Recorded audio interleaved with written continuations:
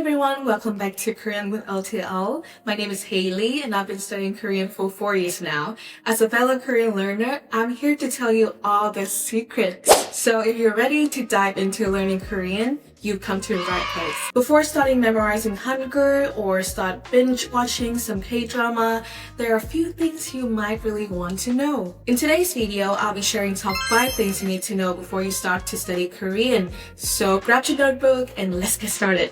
The first step to learning Korean effectively is to master Hangul, the Korean alphabet. I know, romanization seems so tempting. At first I thought the same thing, but trust me, it will mess you up later on. Hangul is actually super logical and easy to learn. Most people can pick it up within just a few hours. Focusing on Hangul from the start will help you improve your pronunciation and also help you with learn new words faster. If you need a simple guide to study Hangul, let me know in the comments. I will probably make a video about it.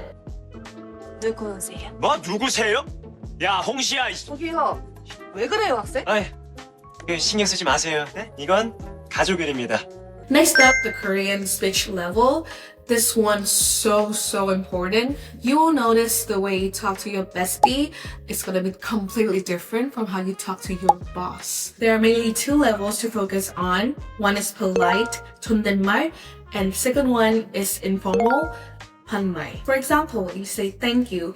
In polite speech, it should be 감사합니다.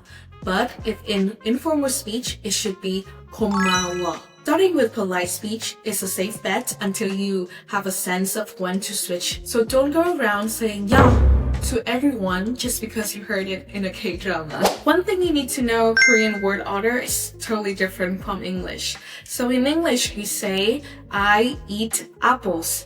But in Korean, it's more like I apples eat. 저는 사과를 먹어요. Korean follow a subject, object, verb structure, so it might take some time to get used to. So practice making some sentences early on is gonna help you a lot when you come here. Okay, I get it.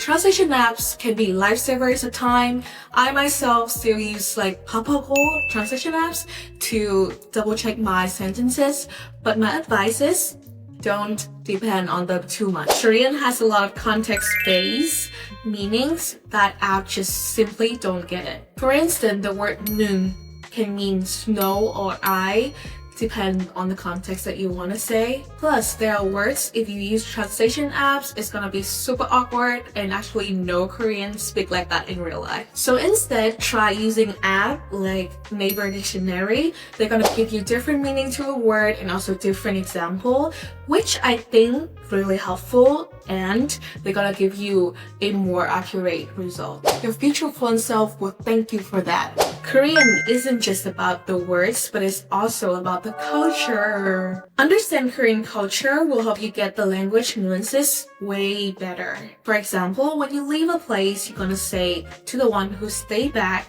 안녕히 계세요.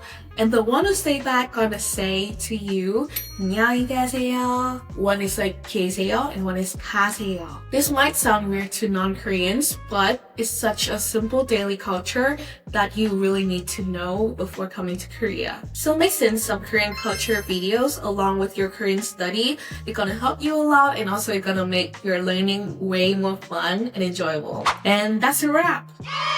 I really hope this tip's gonna help you start your Korean learning journey with more confidence. If you found this video helpful, don't forget to hit the like and share buttons, and don't forget to put on notification for us because we're gonna come back with more and more weekly language learning and also exciting contents in the future. And tell me in the comments which tip gonna be the best for you, and also let me know if you have any question about it. And that's it for today. 감사합니다.